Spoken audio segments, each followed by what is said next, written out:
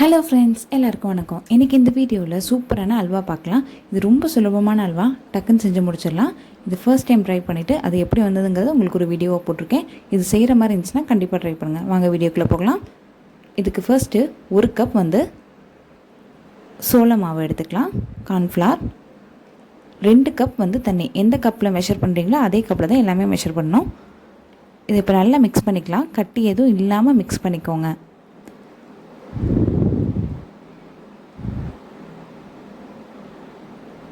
இப்போ இதை நல்லா மிக்ஸ் பண்ணியாச்சு. இது இப்போ அப்படியே இருக்கட்டும். அடுத்து ஒரு பேன் ஹீட் பண்ணிக்கலாம். ஒரு பேனில் 2 கப் சர்க்கரை, 2லேருந்து 2.5 கப் சர்க்கரை கரெக்டாக இருக்கும். 2 கப்புங்கிறது கரெக்டான சர்க்கரை அளவாக இருக்கும். 2.5ங்கும்போது கொஞ்சம் இனிப்பு கூடுதலாக இருக்கும். 2 கப் தண்ணி, 2 கப் சர்க்கரை, 2 கப் தண்ணி. இப்போ இது ரெண்டையும் நல்லா கலந்து விட்டுருங்க. இதில் பதம் எதுவுமே தேவையில்லை, ரொம்ப சுலபமானது. சர்க்கரை அந்த தண்ணியில் நல்லா கரைஞ்சிருக்கணும், அவ்வளோதான்.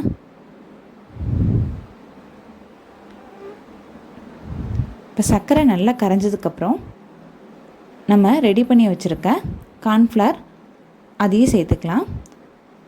நீங்கள் சேர்க்குறதுக்கு முன்னாடி ஒரு தடவை இந்த மாதிரி கலந்து விட்டுட்டு சேர்த்துக்கோங்க. ஏன்னா அந்த கார்ன்ஃப்ளவர் எல்லாமே கீழே செட்டில் ஆகிருக்கும்.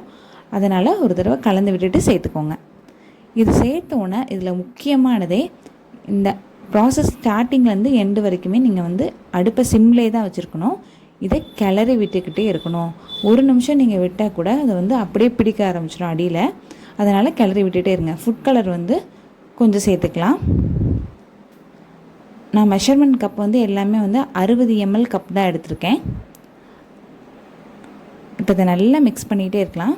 பாருங்கள், ஒரு 2 நிமிஷத்துலேயே இந்த மாதிரி வந்துடும், நல்லா திக்காக வந்துடும்.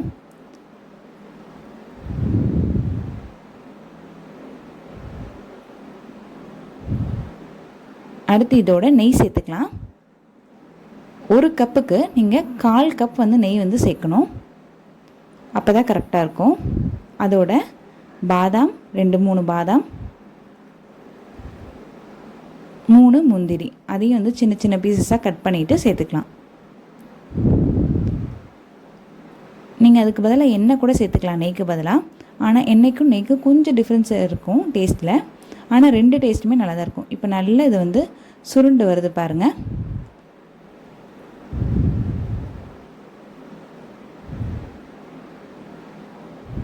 இது நல்லா அந்த பேனில் ஒட்டாமல் நல்லா சுருண்டு வரணும். இப்போ இதோட கொஞ்சமாக நான் ஃபுட் கலர் சேர்த்துக்கிறேன். கலர் உங்களுக்கு விருப்பம் இல்லைன்னா விட்டுடலாம்.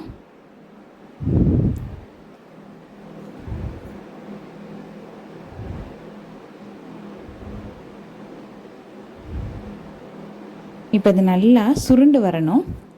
அது வரைக்கும் இது நம்ம இப்படியே தான் வச்சுருக்கணும். ஆனால் ரொம்ப நேரம் ஆகாது, 10 நிமிஷத்துக்குள்ளே இது ரெடி ஆயிரும்.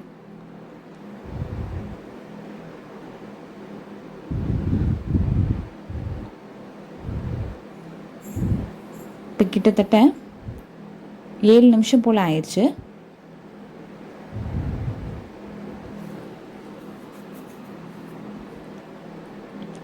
இப்போ அந்த பேனில் ஒட்டாமல் நல்லா சுருண்டு வரணும்.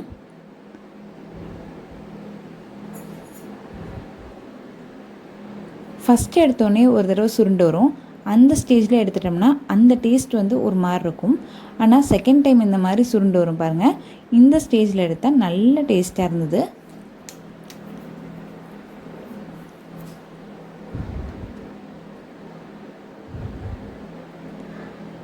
இப்போ பேனில் சுத்தமாக ஒட்டாமல் நல்லா சுருண்டு வருது பாருங்கள்.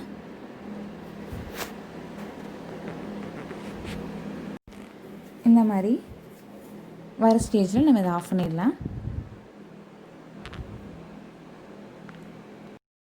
அடுத்து இப்போ இதை ஒரு ஸ்வீட் பாக்ஸ் இல்லாட்டி உங்களுக்கு ஸ்கொயர் ஷேப்பில் இருக்க ஏதாவது ஒரு டப்பாவில் போட்டுக்கலாம். நான் எடுத்துருக்கிறது அளவு கம்மியாக இருக்கனால நான் இந்த மாதிரி டப்பா யூஸ் பண்ணிக்கிறேன். இதில் போட்டு நல்லா அதை அமுக்கி விட்டுறலாம். ஒரு ஸ்பூன் வச்சு எல்லா சைடும் ஈவனாக இருக்க மாதிரி நல்லா அமுக்கி விட்டுறலாம்.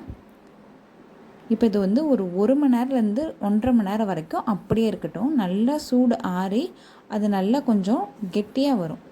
அந்த ஸ்டேஜ் வரைக்கும் இதை அப்படியே வச்சுருப்போம். இப்போ கரெக்டாக 1.5 மணி நேரம் ஆச்சு. அதுக்கப்புறம் எடுத்து நம்ம பீஸ் போட்டுடலாம். டேஸ்ட்டு சூப்பராக இருந்துச்சு. கண்டிப்பாக ட்ரை பண்ணலாம். அதுவும் சுலபமான ஸ்வீட்டு. தீபாவளிக்கு கண்டிப்பாக செஞ்சு பாருங்கள். நான் போடுற வீடியோஸ் உங்களுக்கு பிடிச்சிருந்துச்சுன்னா நம்ம சேனலுக்கு சப்ஸ்கிரைப் பண்ணுங்கள். நன்றி.